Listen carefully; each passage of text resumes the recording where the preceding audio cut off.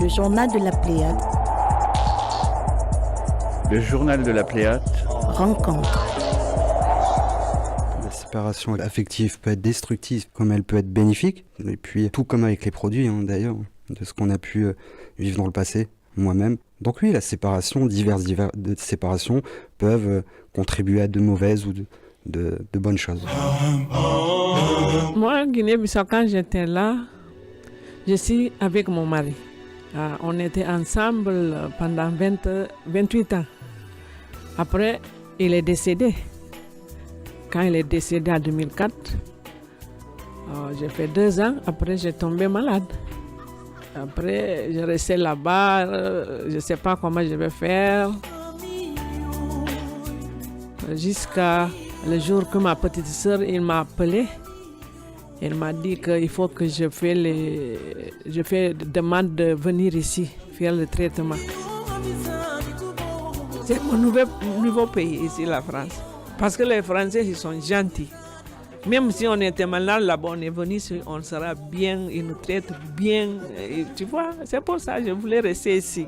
C'est un grand merci que je veux dire parce que comme ma soeur, ma mère dort, je peux dire les Français parce que je suis en France, c'est lui qu'ils m'ont pris, ils m'ont mis dedans et maintenant je prépare de manger, je fais tout. Oui, je remarque la France. C'est pour ça que je ne pense pas pour aller retourner en Guinée pour rester là. Non, je ne pense pas ça, je pense pas. Je ne sais pas, mais je ne pense pas ça. Je pense pour aller regarder mes enfants, comme ils sont là-bas. Après, je vais retourner ici pour travailler un peu. Je peux remercier aussi à France qu'ils ont bien fait pour moi. Tu vois, c'est pour ça que je dis merci à France. Merci à France. Oui, la séparation, en effet, ça peut évoquer des choses un peu tristes ou voilà, un peu compliquées, mais ça peut aussi être un moment de libération, quoi. Je pense à la séparation d'avec un produit qui a fini par nous rendre le quotidien bien compliqué. Avant, je perdais Amel. Et moi, je trouve Amel. Avant, moi, je ne suis pas comme ça. Et maintenant, je n'ai pas peur. Avant, moi, je peur dans la rue, je peur dans le tram, je peur tout. Mais maintenant, je suis capable de parler, je suis capable de faire des choses, je suis capable de faire tout. J'ai perdu Amel des années. J'ai perdu une femme des années. J'ai perdu... Maintenant, je vis comme un enfant. Maintenant, je grandis. Moi, je sens maintenant, c'est pas à l'âge de 37, c'est à l'âge 8 ans que j'ai perdu Amel. Maintenant, je grandis, j'ai tout maintenant. J'ai capable de parler, j'ai capable de faire tout.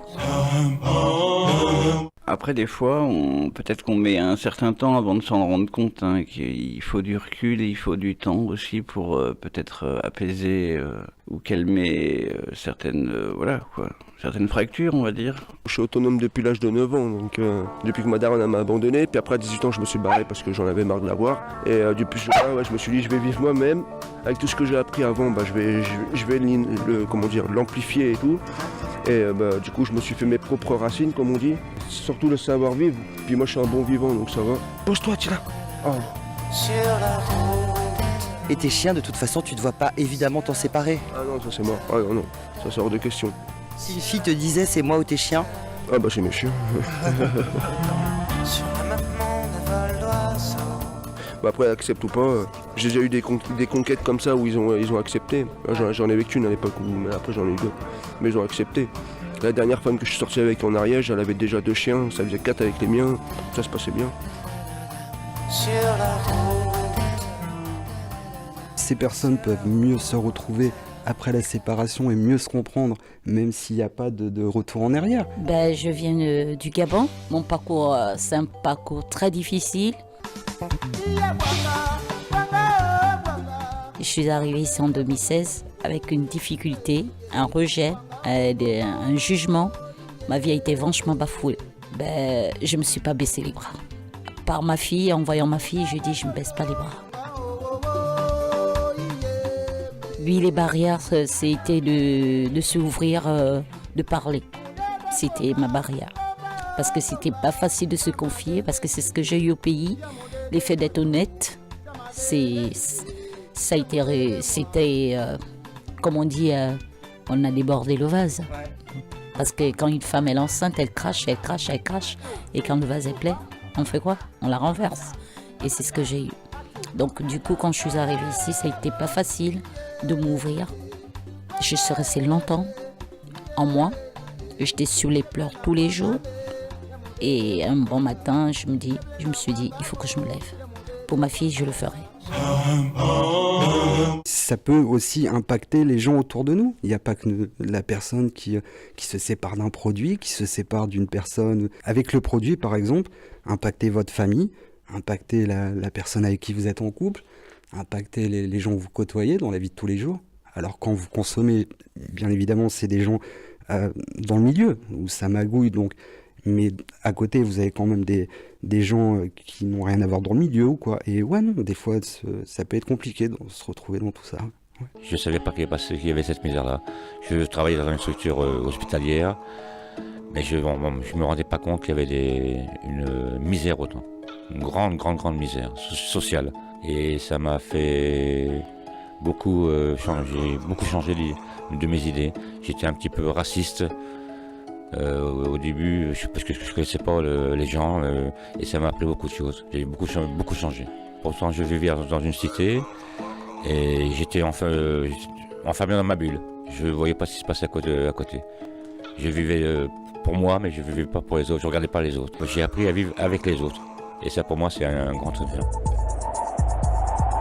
Quand je suis arrivé dans ce foyer, clairement, j'ai pas à un seul moment pensé au moment où j'en sortirai et au jour où je ne reverrai plus tous les professionnels de la structure. Chronique d'une séparation annoncée.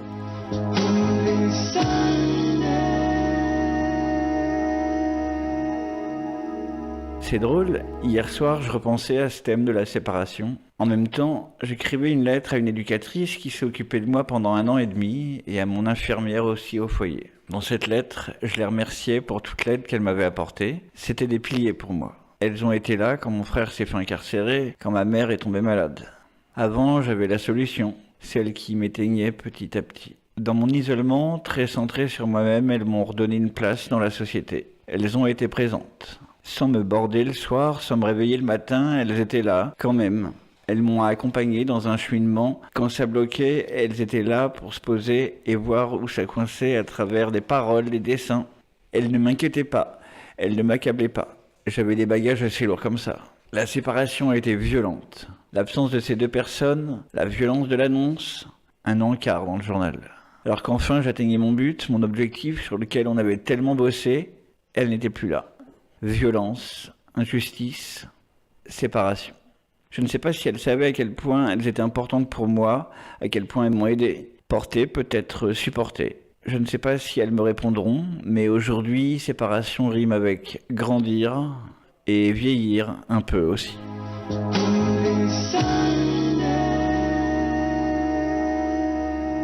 Plus de tolérance. Plus de tolérance, ouais, dans le choix. Et souvent, il y a souvent un manque d'information.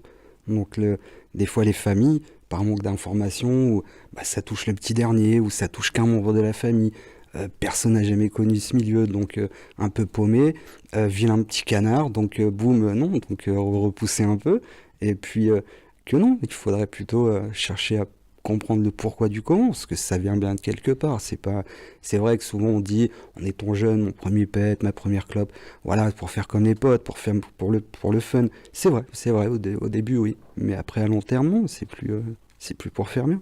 Donc ouais, non, moi la tolérance et ouais, moins de jugement sur le regard des gens qui ont pu traverser ce genre de difficultés dans leur vie.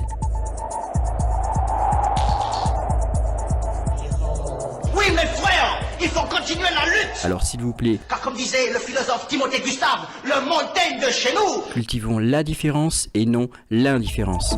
Le journal de la Pléiade. C'était le journal de la Pléiade.